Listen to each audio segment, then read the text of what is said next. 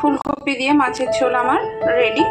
তো রেসিপিটা যদি ভালো লেগে থাকে অবশ্যই লাইক, শেয়ার অ্যান্ড সাবস্ক্রাইব করবেন। আর নমস্কার, আমি আবারও চলে এসেছি একটা রেসিপির সঙ্গে।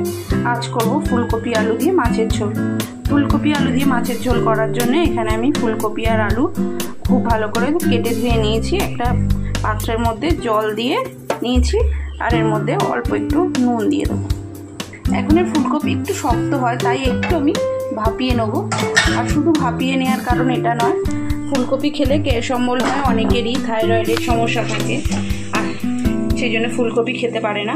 এইভাবে যদি একটু ভাপিয়ে নিয়ে জাস্ট 5 মিনিট তাহলে রান্না করা যায়, গ্যাস অম্বল তো হবে না। আর যাদের থাইরয়েড আছে তারাও খুব অল্প পরিমাণে খেতে পারবে। তো চলুন ভাপিয়ে নিয়ে আসি।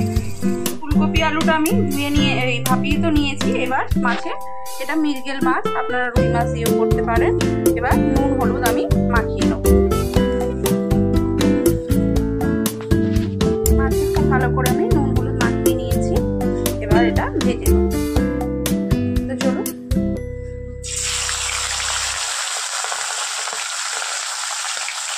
মাছগুলো ভেজে নিয়ে আর মাছটা ভাজা হয়ে গিয়েছে।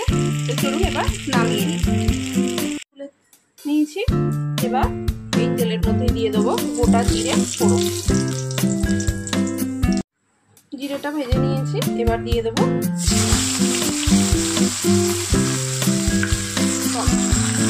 অল্প নুন দিয়ে দেবো।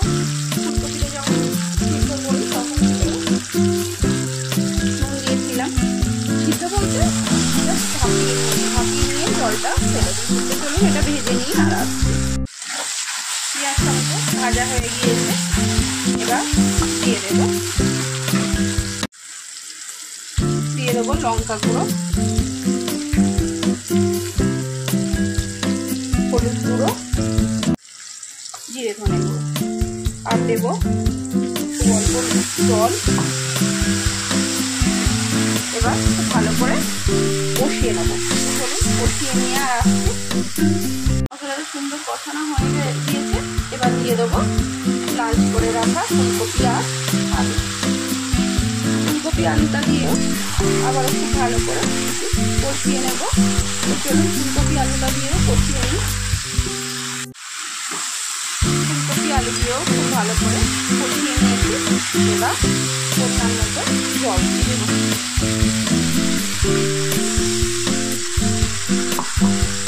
মতো জল দিয়ে দিয়েছি। এবার ফুটে যাওয়া অবধি অপেক্ষা করব। তরকারিটা এবার আমি চাপা দিয়ে দেবো, চাপা দিয়ে ফুটতে দেব।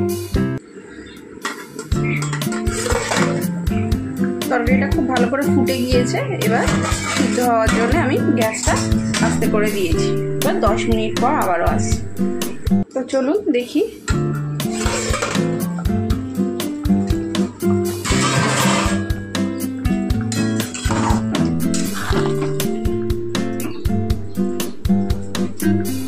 আলু ফুলকপি সব সিদ্ধ হয়ে গিয়েছে। এবার দিয়ে দেব ভেজে রাখা মাছ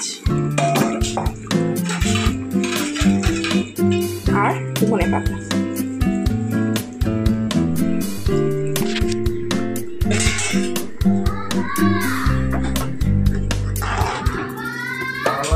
ধনে পাতার মাছ দিয়ে দিয়েছি। এবার 2 মিনিট মাছটা দিয়ে রান্না করে নেব। চলুন 2 মিনিট পর আবারও আসছি। মাছ দিয়েও 2 মিনিট আমি রান্না করে নিয়েছি। এবার তৈরি হয়ে গিয়েছে, এবার নামিয়ে নেব। তো চলুন নামিয়ে নিয়ে আর আসছি।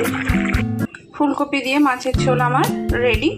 তো রেসিপিটা যদি ভালো লেগে থাকে অবশ্যই লাইক, শেয়ার অ্যান্ড সাবস্ক্রাইব করবেন। আর রেসিপি সম্পর্কে কিছু জানার থাকলে অবশ্যই জানাবেন। তো চলুন আজকের মতো টাটা। দেখা হবে অন্য কোনো দিন অন্য কোনো রেসিপির সঙ্গে।